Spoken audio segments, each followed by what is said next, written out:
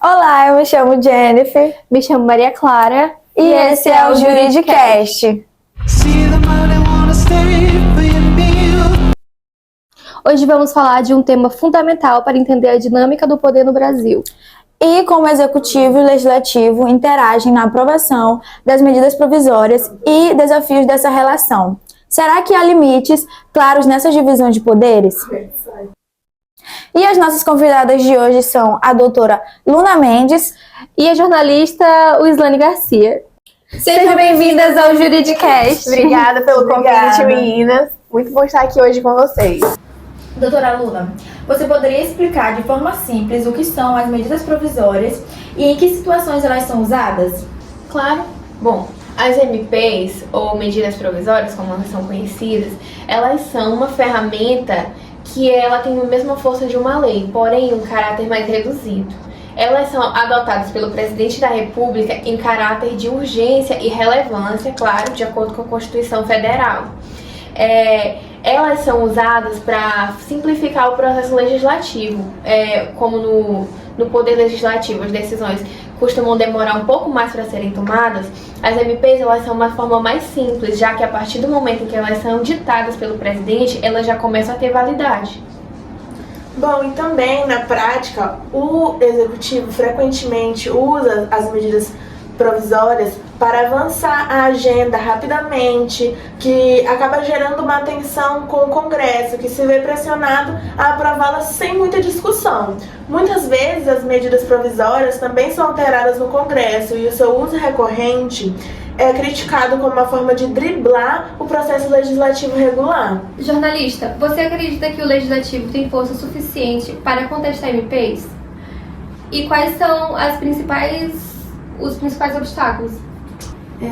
Bom, o Congresso ele enfrenta dificuldades para equilibrar a rapidez exigida das MPs com uma análise profundamente aprofundada, pois o prazo curto para votação limita o debate. O uso frequente das MPs pelo Executivo pressiona os parlamentares a aprovar as medidas sem discussões detalhadas, reduzindo o papel do fiscalizador, do Legislativo e gerando atritos sobre a autonomia e equilíbrio entre os poderes.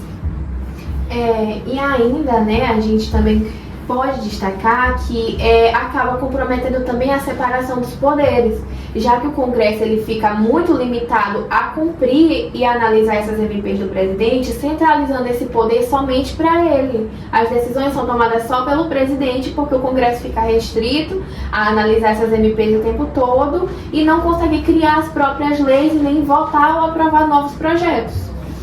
Doutora, quando o Executivo edita MPs, qual deve ser o papel do Legislativo para garantir um balanço de poder? Bom, o Congresso Nacional ele tem um papel crucial nessa tomada de decisão. Por quê? As MPs elas têm um prazo de validade, que é de 120 dias. Dentro desses 120 dias de atuação, o Congresso vai estar se reunindo para votar e decidir se essa MP ela é aprovada ou se ela é revogada.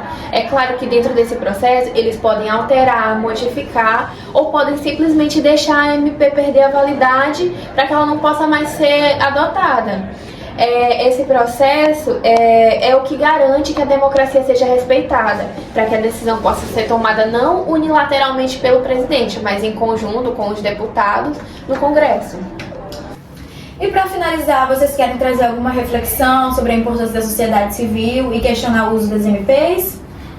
Bom, o uso das MPs ele é uma ferramenta muito ágil quando a gente vai pensar no contexto de resolver um problema com mais facilidade. Mas esse uso excessivamente pode acabar restringindo muitas áreas do Congresso, como eu já havia falado antes, no caso de limitar a atuação prática dele. É fundamental também que nessas relações seja respeitados os princípios constitucionais, respeitando sempre a democracia, a legitimidade, respeitando o poder da sociedade e não centralizando totalmente no presidente da República. Bom, eu também acho que a sociedade civil ela é fundamental para monitorar e questionar o uso das medidas provisórias, promovendo transparência e responsabilidade no Legislativo. Sua vigilância ajuda a prevenir os abusos do Executivo, garantindo que as MPs sejam utilizadas de forma adequada e com debate público. E também essa mobilização fortalece a democracia, assegurando as decisões políticas, que as decisões políticas reflitam sobre os interesses da população e mantenham o equilíbrio entre os poderes. E nós gostaríamos de agradecer a presença dessas duas ilustres convidadas, a jornalista Wislane e a doutora Luna. Vocês queriam deixar alguma reflexão?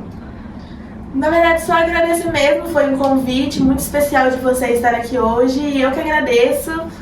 E é isso. Bom, eu também agradeço muito e reforçando sempre o papel, né, do acesso à informação, e é um privilégio estar aqui nesse podcast para falar justamente sobre isso, sobre a importância do poder político na sociedade. E esse foi mais um Juridicast.